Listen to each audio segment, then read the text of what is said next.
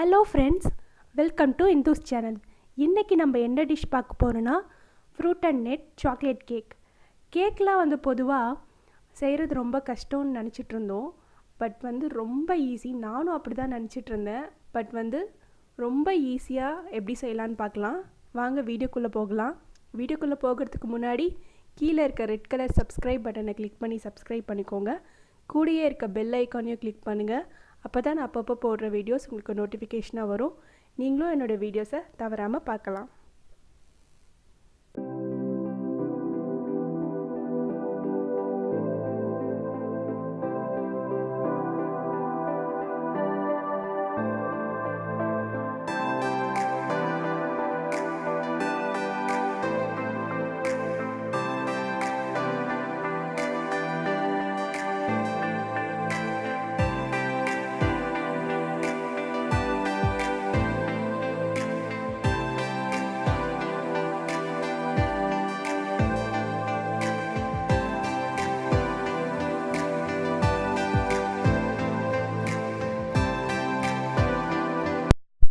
Room டெம்பரேச்சரில் இருக்க butter ஒரு 50 கிராம்ஸ் போல் ஆட் பண்ணிக்கலாம்.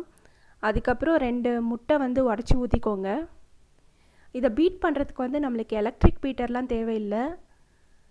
நம்ம வீட்டில் முட்டைலாம் அடிக்க யூஸ் பண்ணுவோம்ல, அந்த பீட்டர் வச்சே நம்ம யூஸ் பண்ணிக்கலாம். நல்லா பீட் பண்ணிக்கோங்க. முட்டை நல்லா நுரைச்சி வர அளவுக்கு பீட் பண்ணிக்கோங்க. அதுக்கப்புறம் நம்ம 50 கிராம்ஸ் பவுடர் சுகர் எடுத்து வச்சுருக்கோம்ல, அது கொஞ்சம் கொஞ்சமாக போட்டு நல்லா கட்டி ஆகாத அளவுக்கு நல்லா பீட் பண்ணிக்கோங்க. அதுக்கப்புறம் நம்ம மைதா 150 கிராம்ஸ் போல் எடுத்து வச்சுருக்கோம்ல, அது கொஞ்சம் கொஞ்சமாக போட்டு மிக்ஸ் பண்ணிக்கோங்க. அந்த கேக்கோட கன்சிஸ்டன்சி வர்றதுக்காக நம்ம கொஞ்சம் மில்க் ஆட் பண்ணிக்கலாம். கொஞ்சம் மில்க், கொஞ்சம் மைதா, அப்படி மாற்றி மாற்றி ஆட் பண்ணி அந்த ஹோல் ஃப்ளாரும் மிக்ஸ் பண்ணிக்கோங்க. இப்போ மில்க் ஆட் பண்ணுறோம் கொஞ்சம். நெக்ஸ்ட்டு கொஞ்சம் மைதா ஆட் பண்ணி இப்படி மிக்ஸ் பண்ணிக்கோங்க.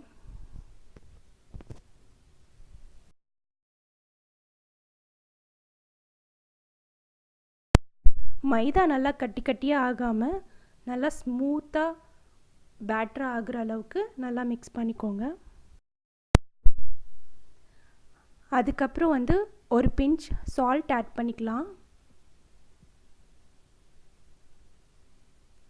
அதுக்கப்புறம் ஒரு 1/4 ஸ்பூன் பேக்கிங் சோடா ஆட் பண்ணிக்கலாம். அப்புறம் 1 ஸ்பூன் பேக்கிங் பவுடர் ஆட் பண்ணிக்கலாம்.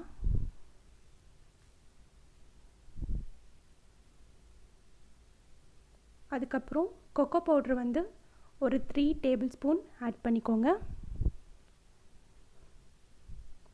அப்புறம் வெனிலா எசன்ஸ் ஒரு half a tablespoon add பண்ணிக்கோங்க.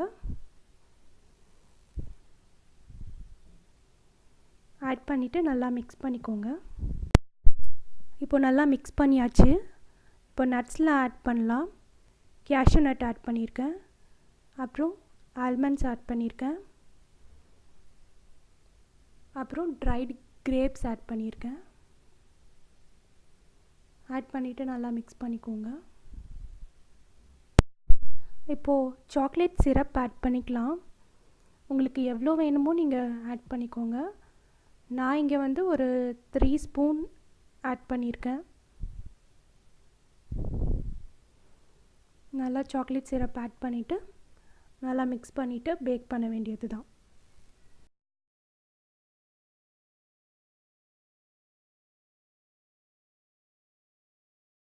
பேக்கிங் ட்ரேயில் நல்லா பட்டர் க்ரீஸ் பண்ணி வச்சுருக்கேன். ஓகே, நம்மளுக்கு இப்போ ட்ரே ரெடி ஆகிடுச்சு. இப்போ பேட்டரை பேக்கிங் ட்ரேக்குள்ளே ஊற்றிடலாம்.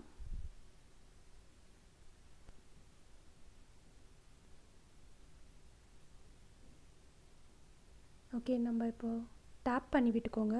உள்ளே ஏர் பபிள்ஸ்லாம் இருந்தால் அது ரிமூவ் ஆகிடும். கார்னிஷிங்க்கு வந்து நட்ஸ் கொஞ்சம் ஆட் பண்ணுறேன்.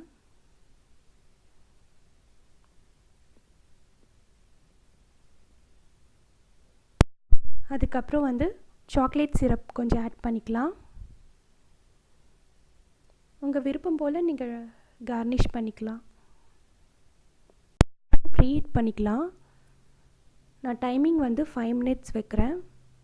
அண்ட் தென் வந்து அந்த டெம்ப்ரேச்சர் ஹீட் வந்து 2 சைடும் போகிற மாதிரி செட் பண்ணுறேன். டெம்ப்ரேச்சர் வந்து 180 degree வைக்கிறேன். ப்ரீஹீட் பண்ணிக்கலாம். ஓகே, நம்மளுக்கு இப்போ ஓவன் வந்து ப்ரீஹீட் ஆகிடுச்சு. இப்போ நம்ம வந்து பேக்கிங் ட்ரேயில் வந்து ஒரு 1/2 ட்ரே வந்து தண்ணி ஊற்றிப்போம்.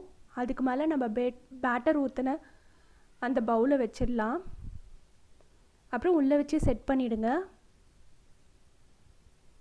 செட் பண்ணிவிட்டு க்ளோஸ் பண்ணிவிடுங்க. இதை வந்து நம்ம 30 minutes பேக் பண்ண போகிறோம்.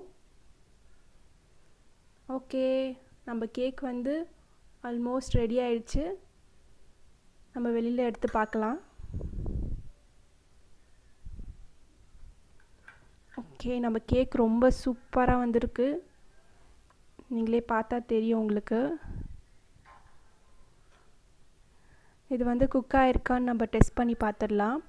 ஒரு டூத் பிக் வச்சு குத்தி பாருங்கள். எதுவும் ஒட்டாமல் வந்திருக்கு.